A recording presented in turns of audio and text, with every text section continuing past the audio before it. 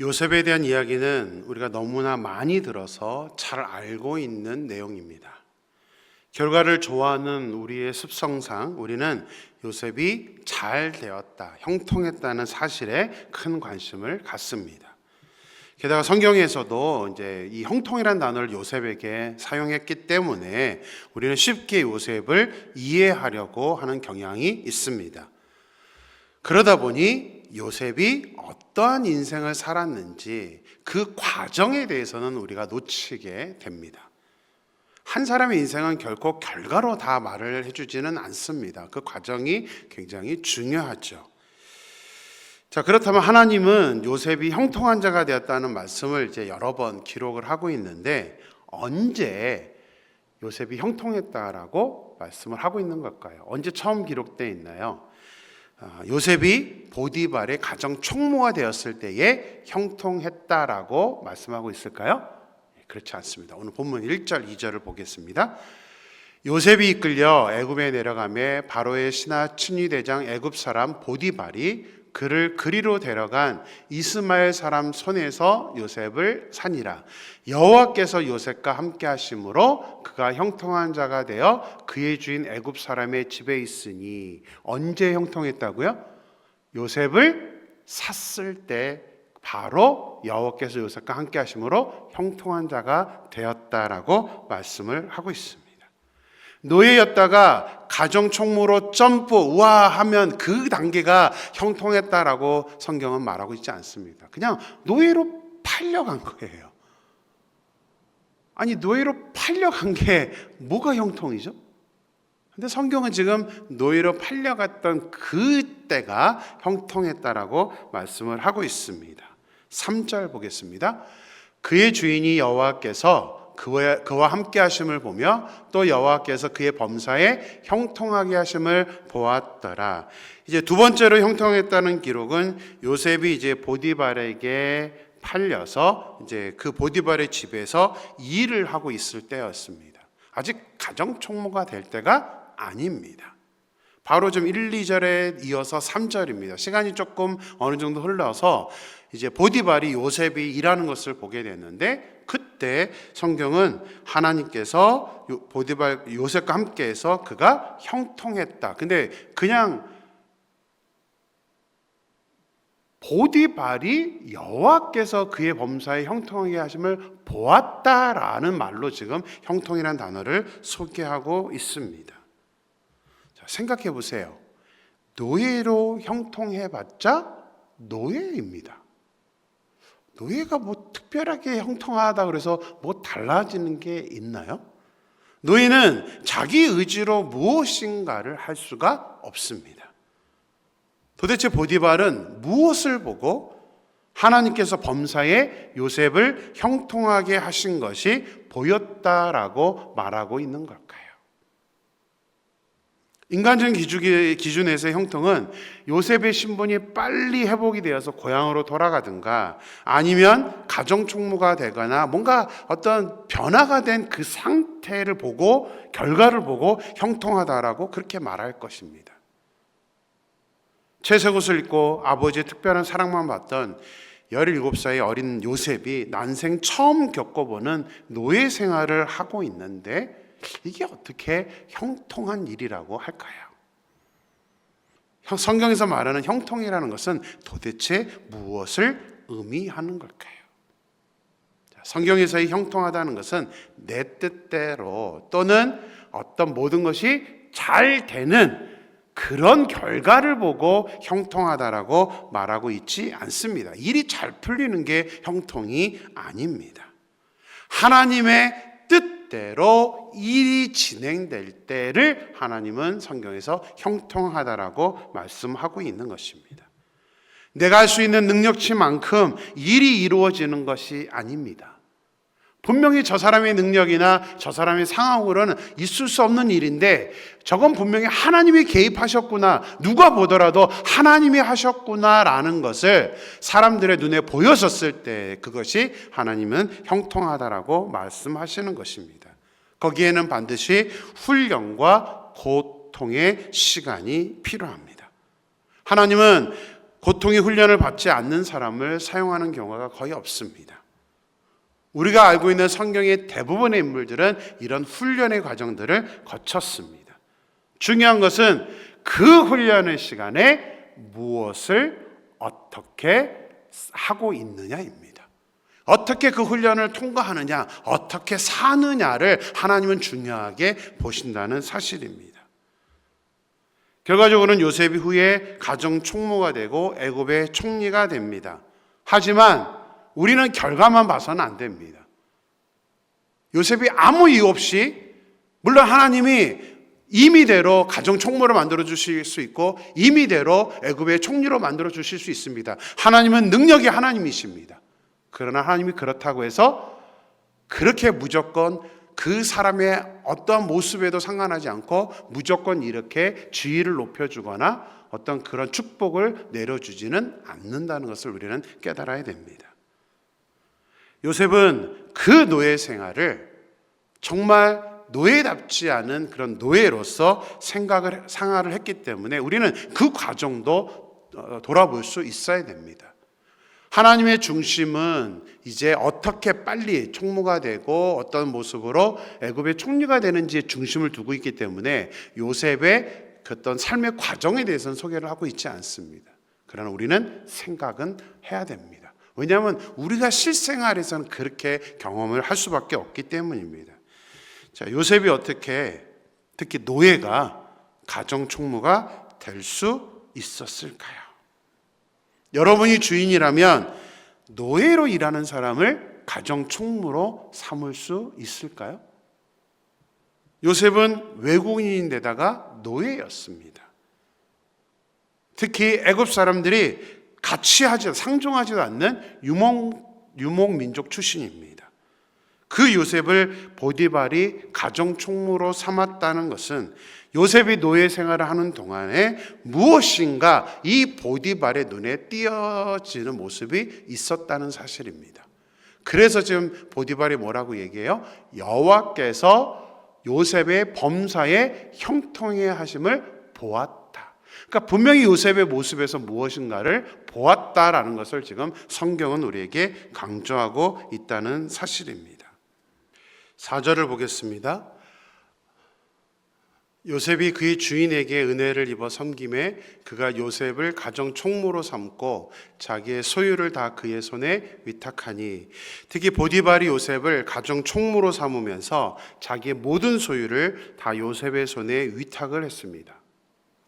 여러분은 여러분 재산을 노예로 팔려온 사람에게, 그것도 외국인에게 여러분의 재산을 맡길 수 있겠습니까? 재정은 보통 누구한테 맡기죠? 많은 회사들이 이제 가족 경영 그러잖아요. 재정을 담당하는 것은 가족이거나 아니면 정말 100% 신뢰할 수 있는 사람에게만 맡깁니다. 근데 보디발은 외국인인데다가 아직 20대밖에 되지 않는 그런 어린 아이에게 지금 요셉에게 모든 가족의 그 재산을 맡기고 있다는 사실입니다. 단순히 맡기는 정도가 아닙니다. 6절을 볼까요? 주인이 그의 소유를 다 요셉의 손에 위탁하고 자기가 먹는 음식 외에는 간섭하지 아니하였더라. 요셉은 용모가 빼어나고 아름다웠더라. 보디발은 자신이 먹는 음식 외에는 그 어떤 것도 간섭을 하지 않았습니다. 그만큼 보디발이 요셉을 믿고 신뢰를 했던 것입니다.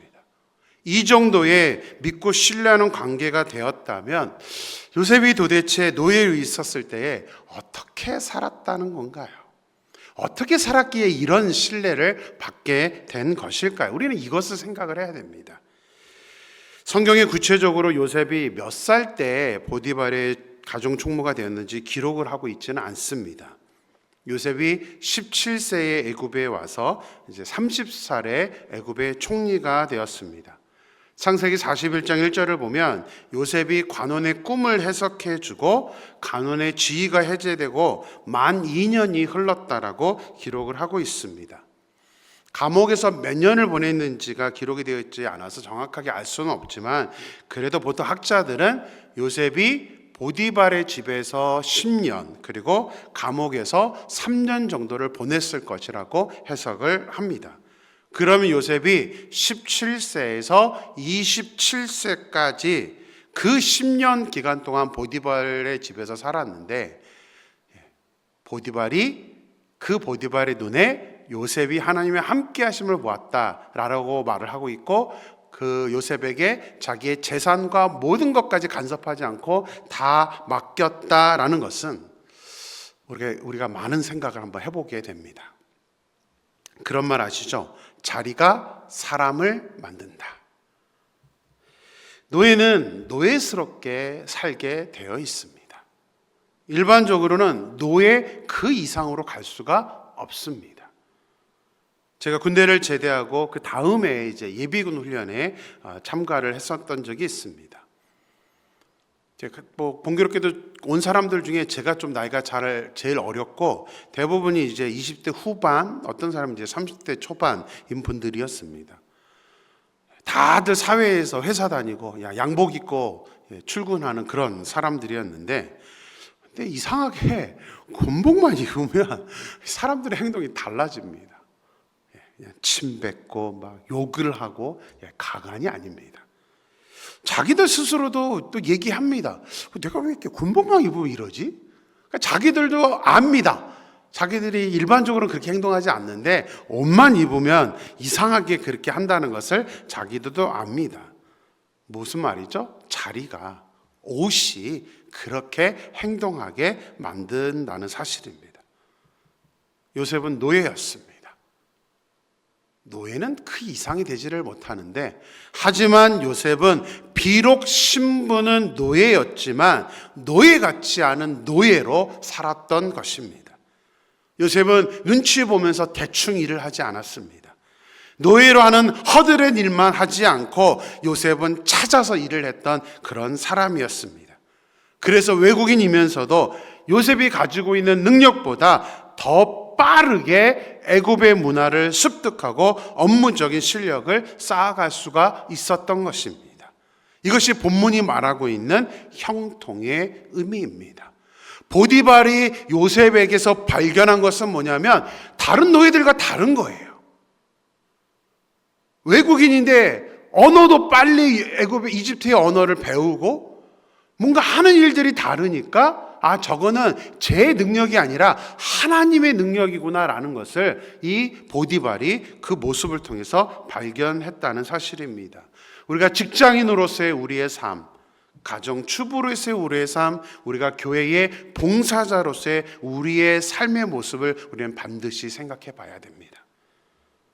저는 우리 기독교인들은 같이 일하는 사람들에게 저 사람은 주어진 일만 하는 사람이야 라는 평가를 절대 들어서는 안 된다고 생각을 합니다.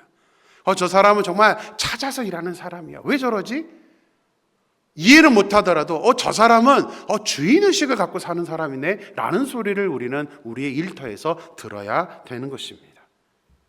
요셉이 주인의식을 갖고 일했기 때문에 보디발은 자신의 먹는 것 외에 모든 것을 맡겨도 저 사람은 틀림없이 잘 해낼 거야 라는 그런 믿음을 가지고 있었기 때문에 보디발이 모든 것을 맡기는 가정 총무로 요셉을 삼았던 것입니다.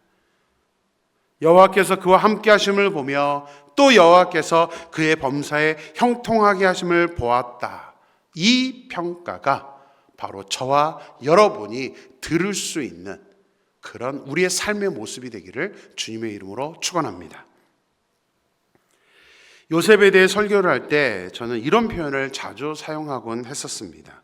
요셉은 노예이면서도 다른 사람들과 똑같은 노예로 살려고 하지 않았다. 하나님의 거룩한 노예였다. 요셉이 그 어려운 훈련의 시간을 형통하게 보낼 수 있었던 이유는 바로 자신의 정체성을 바로 알고 있었기 때문입니다. 그래서 코람데오, 하나님의 면전 앞에 있다는 의식을 갖고 노예라고 해서 대충 주어진 일만 하는 것이 아니라 자신이 주인 의식을 가지고 요셉은 애굽의 생활을 배워갔습니다. 사람들이 자신이 처해 있는 환경에 대해서 힘들어하고 부정적으로 생각하는 이유가 무엇인지 아십니까? 내가 하나님의 자녀라는 그런 정체성이 없기 때문입니다. 그래서 내 생활 하나에 만족하지를 못하고 최선을 다하지 못하게 되는 것입니다. 생각해 보세요. 너의 생활을 좋아할 사람이 어디에 있겠습니까? 열심히 일한다고 누가 알아주지도 않습니다. 그런데 우리는 반드시 생각해야 될 게 있습니다. 우리가 우리에게 주어진 일에 최선을 다하면 사람들은 알아주지 않을지라도 누구는 알아줍니까? 하나님은 알아주십니다. 요셉은 노예라서 힘들다, 고향에 가고 싶다, 이런 생각을 하는 것이 아니라 하나님의 사람이라는 그 하나님의 자녀라는 의식 때문에 다른 노예들과는 다른 행동을 하면서 그렇게 살았던 것입니다. 그 정체성 때문에 요셉은 보디발의 눈에 들었고, 그래서 가정 총무로 그의 직위가 바뀌게 된 것입니다. 물론 가정 총무가 되어서도 그냥 대충 일하지 않았습니다. 자, 그것을 잘 보여주는 게 오늘 본문에 설명이 되어 있습니다. 어떻게 요셉이 가정 총무로 살았는가, 어떤 모습으로 일했는가? 5절입니다. 그가 요셉에게 자기의 집과 그의 모든 소유물을 주관하게 한 때부터 여호와께서 요셉을 위하여 그 애굽 사람의 집에 복을 내리심으로 여호와의 복이 그의 집과 밭에 있는 모든 소유에 미친지라. 요셉이 보디발의 소유물을 주관하게 한 그때부터 하나님께서 요셉을 위하여서 보디발의 집에 복을 내려 주셨습니다. 요셉이 대충 일하면서 하나님께서 복을 내려 주시지는 않았을 것입니다. 요셉은 최선을 다해서 자기의 역할을 감당했고, 하나님께서 그런 요셉의 모습을 기뻐 여기셨기 때문에 요셉만 형통해지게 만든 것이 아니라 요셉이 일하는 그 일터 보디발의 집도 형통하게 만들어 주어지면서 이 보디발이 물질적으로 풍성해졌다는 것입니다. 하나님의 사람은 이렇게 가는 곳마다, 또 우리 처해 있는 위치마다 영적인 어떤 변화의 영향력을 행사하게 되어 있습니다. 우리가 제대로 된 믿음을 가진 사람이라면 말입니다. 우리가 하나님의 자녀라는 그 정체성만 붙들고 있다면 나로 말미암아서 다른 곳, 내가 있는 곳이 변화되게 되어 있습니다. 그것이 애초에 아브라함에게 약속했었던 축복의 통로로서의 모습입니다. 왜냐하면 하나님께서 우리와 함께 하시기 때문입니다. 여호와께서 요셉을 위하여 그 애굽 사람의 집에 복을 내리심으로, 이 단어에 저는 소망합니다. 우리의 이름이 들어갈 수 있었으면 좋겠습니다. 한번 여러분들 스스로 한번 말해 보세요. 요셉을 위하여, 그 요셉의 단어에다가 우리의 이름을 넣어서 보송이를 위해서 그 임마누엘 교회 모든 사람들의 집에 복을 내리심으로 여호와의 복이 그의 집과 밭에 있는 모든 소유에 미친지라. 저는 이렇게 제 자신에게 이 말씀을 적용하고 싶습니다.